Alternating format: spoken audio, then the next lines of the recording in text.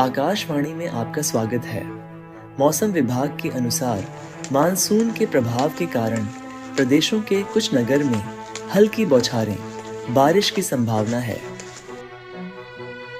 और कितने दिन 3 साल से बारिश नहीं हुई है। हमें बहुत परेशानी हो रही है। बैंक वाला कहता है कि हमें पिछले फसल का लिया हुआ पैसा चुकाना होगा। नहीं चुकाया तो तेरे जमीन पर कब्जा कर लेंगे। है भगवान इंद्रदेव, हम पर कब कृपा करोगे? अरे भाई बिरजू, रेडियो में बताया है कि 2-3 दिनों में बारिश होने वाली है। रेडियो वालों को मौसम विभाग वालों ने ऐसा कहा है। अगर उन लोगों ने कहा है तो समझ लो, और 3-4 सालों बाद बारिश होगी। इसी गांव में राघव नाम का एक लड़का रहता था। उसके माता पिता नहीं थे, इसलिए वह अपनी दादी के साथ रहता था। वह दिन भर आवारा की तरह घूमता ही रहता था, लेकिन राघव दिल का बहुत अच्छा आदमी था।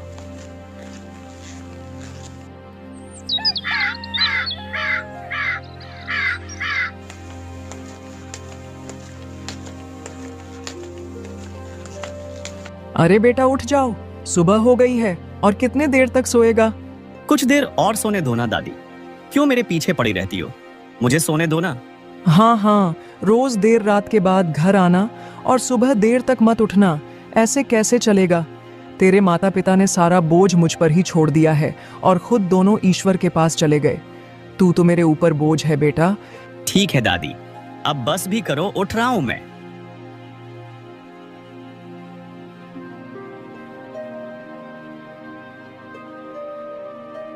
इतनी दूर से पानी लाते लाते मेरी तो हालात ही खराब हो जाती है। ऊपर से तू है जो पानी भी नहीं लाकर देता है। चिंता मत करो दादी, मैं तुम्हारे लिए गांव में कुआं खुदवा दूंगा। तब यह तुम्हारे 2-3 मील पानी लाने की समस्या ही खत्म हो जाएगी। कई लोगों ने गांव में कुआं खोद कर देखे हैं, पर अभी तक किसी को भी अच्छा पानी नहीं मिल सका है। तुम कौन से करिश्मा कर दोगे? मेरे जीते जी तो ये तुमसे नहीं हो पाएगा। ठीक है, चलो अब रामू ने खबर की है, मिट्टी खोदने का काम है, जाकर वहीं देख कर आओ। यह कुदाल और फावड़ा पकड़कर काम करना तो मेरे बस का नहीं है। मुझसे तो यह काम नहीं होगा। मैं शहर जा रहा हूँ, वही नौकरी की तलाश करके शाम तक घर वापस आ जाऊंगा।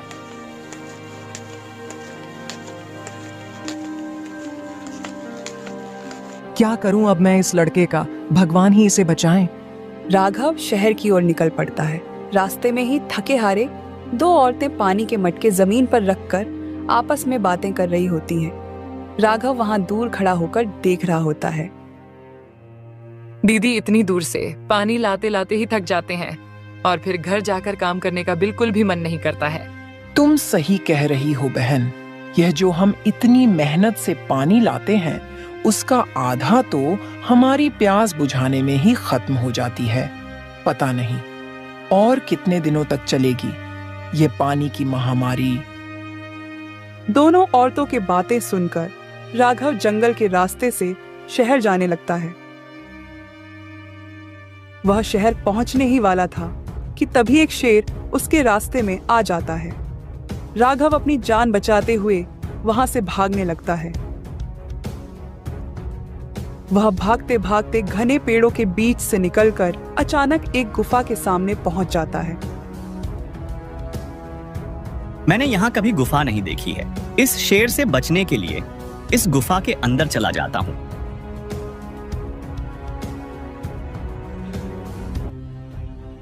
राघव को गुफा में जाते ही एक मनुष्य की मूर्ति दिखाई पड़ती है।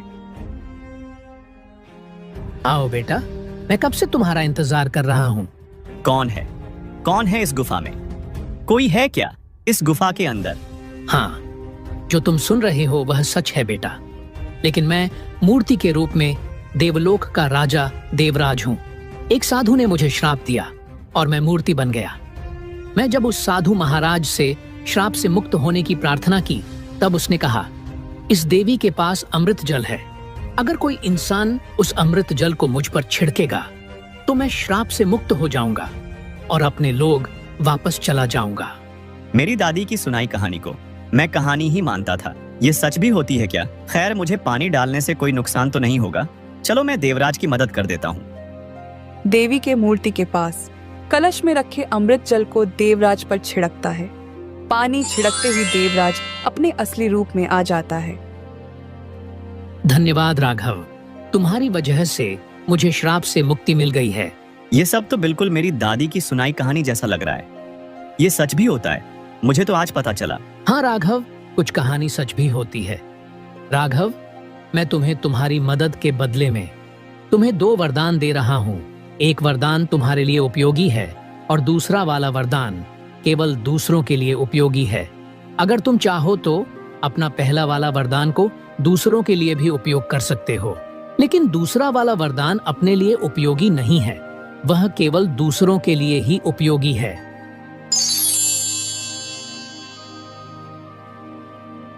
क्या 2 वरदान? एक मेरे लिए और दूसरा वरदान दूसरों के लिए। लेकिन मैं चाहूँ तो अपना वरदान दूसरों को दे सकता हूँ, पर उनका वरदान मेरे लिए उपयोग नहीं है। क्या ऐसा भी होता है?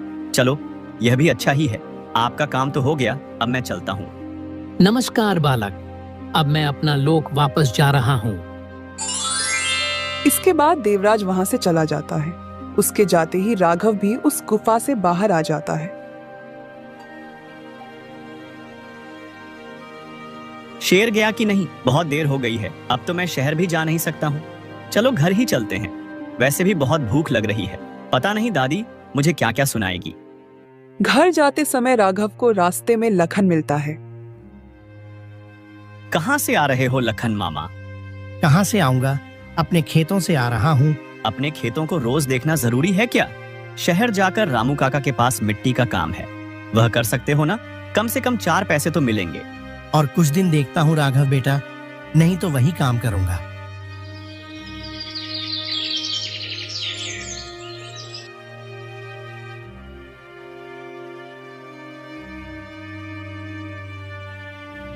आ गए राघव बेटा, बोला था शहर जाऊंगा, गए कि नहीं? बस घूम फिर के ही वापस आ गए।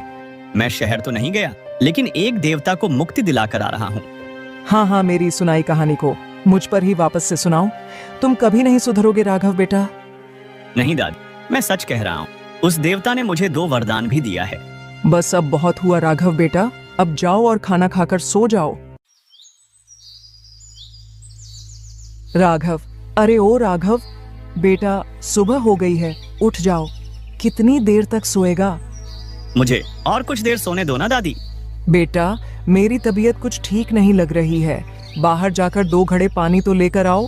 मैं इतनी दूर पानी लाने नहीं जा सकता हूँ। एक दिन पानी नहीं पिया तो कोई हर्ज नहीं है। हे भगवान, इस लड़के को मैं और बर्दाश्त नहीं कर सकती हूँ। भगवान मुझे मृत्यु का वरदान दो, मुझसे और बर्दाश्त नहीं हो रहा है। मेरे जाने के बाद ही इस लड़के को समझ आएगी। ऐसे कैसे दादी, मैं आपके बिना थोड़ी रह सकता हूँ। अरे हाँ, वरदान से याद आया, कल देवता को मुक्ति दिलाने पर देवता ने मुझे 2 वरदान दिया है। उसमें से एक मैं दूसरों के लिए उपयोग कर सकता हूँ। तो मैं आपके लिए एक कुआं मांगता हूँ, मिल जाए तो ठीक, नहीं मिले तो क्या कर सकते हैं? तुम फिर शुरू हो गए? सिर्फ मंत्र पढ़ने से फल नहीं मिलता है। चलो ये घड़ा लो और निकलो पानी लेने के लिए। रुको दादी, थोड़ी देर तो रुक जाओ, मैं मांग कर देखता हूँ। हमारा क्या जाएगा, यदि मिल गया तो हमारा सौभाग्य के साथ साथ गांव का भी भला हो जाएगा। देवलोक का राजा देवराज को याद करते हुए राघव दादी माँ के साथ साथ पूरे गांव के कुएं का वरदान मांगता है। तभी बाहर से जोरों की आवाज सुनाई पड़ती है। अरे इतनी जोर की आवाज कैसी है? सच में कुआं आ गया क्या? चलो दादी बाहर जाकर देखते हैं। दोनों जैसे ही बाहर जाते हैं, दोनों देखते हैं कि बाहर सच में एक कुआं है। दादी उस कुएं को देखकर हैरान हो जाती है।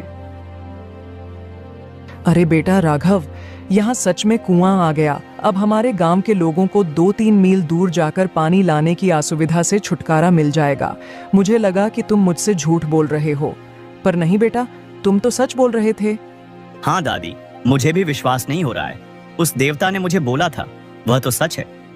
दादी, मेरे पास एक और वरदान है, उसका इस्तेमाल करके मैं करोड़पति बन जाऊंगा। अब तो मजा ही आ जाएगा। रुको बेटा राघव, जल्दबाजी मत करो। तुम्हारे पास सिर्फ एक ही वरदान बचा है। ध्यान से सोच समझकर फैसला लेना, नहीं तो यह वरदान बेकार ही चला जाएगा। हाँ दादी, तुम ठीक कह रही हो। दादी, एक काम करता हूँ, कल शहर जाकर धनवान लोगों के घर के पास जाकर उनका रहन सहन देखकर आऊंगा। फिर मैं फैसला करूंगा कि मुझे वरदान में क्या चाहिए। जो भी फैसला करोगे सही फैसला करना राघव बेटा।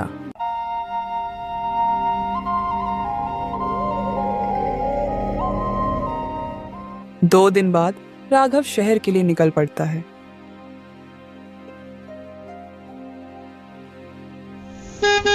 पूरा शहर घूमने के बाद राघव एक इमारत के पास खड़ा हो जाता है।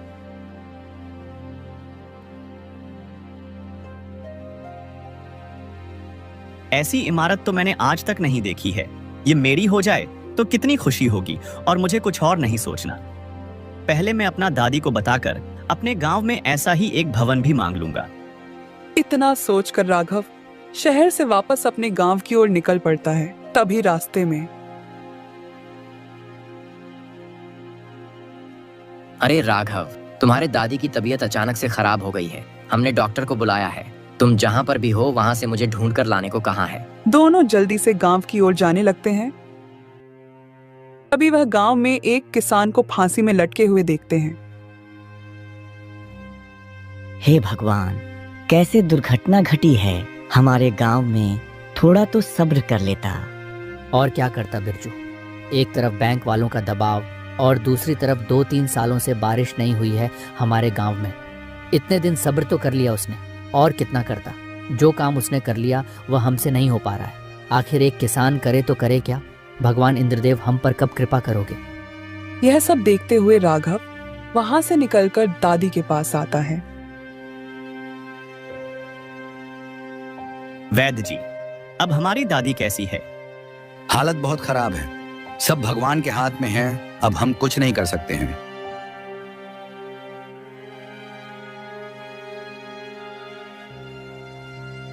दादी चिंता मत करो, मेरे पास एक और वरदान है।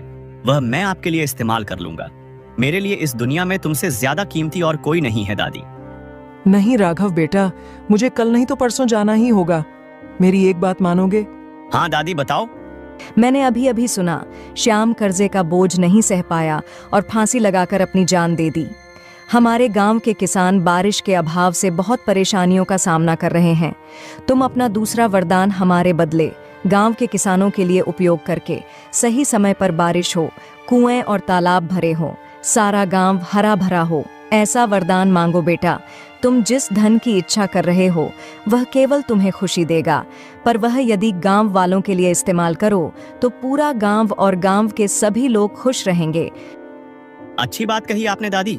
आप कितनी अच्छी हैं। हम बिल्कुल ऐसा ही करेंगे। राघव मन में एक बार फिर से देवराज को याद करके दादी ने जैसा कहा था वैसा वरदान मांगता है। इसी समय गांव में बिजली कड़कती है और फिर गांव में बारिश होने लगती है। तुम इतनी अच्छी हो दादी, मैं तुम्हारे बिना नहीं रह सकता हूँ। मुझे अब शांति मिल गई राघव बेटा। मुझे लगा था कि मेरा पोता नालायक है, लेकिन मैंने यह कभी नहीं सोचा था कि वह अंत में इस गांव का रखवाला बनेगा। जब यह सब कुछ हो रहा था तभी देवलोक का राजा देवराज प्रकट हो जाते हैं। बेटा राघव, तुम्हारी अच्छाई ने हमारे मन को छू लिया है। मेरे द्वारा दिए गए वरदानों को तुम केवल दूसरों के लिए इस्तेमाल किए हो, इसलिए मैं तुम्हें और एक वरदान देता हूँ। मुझे और एक वरदान नहीं चाहिए स्वामी। मेरी दादी को मुझसे दूर मत करो। मेरे लिए इतना ही काफी है। चिंता मत करो राघव, मैं तुम्हें तुम्हारी दादी के साथ साथ धन और दौलत भी दे रहा हूँ। अंत में जैसा ही राघव ने चाहा बिल्कुल वैसा ही होता है। राघव के पास धन दौलत के साथ साथ उसकी दादी माँ भी हमेशा उसके साथ रहती है, और साथ ही गांव का किसान भी। समय से बारिश होने के कारण फसल की कटाई और बुवाई समय पर करके खुश रहने लगते हैं।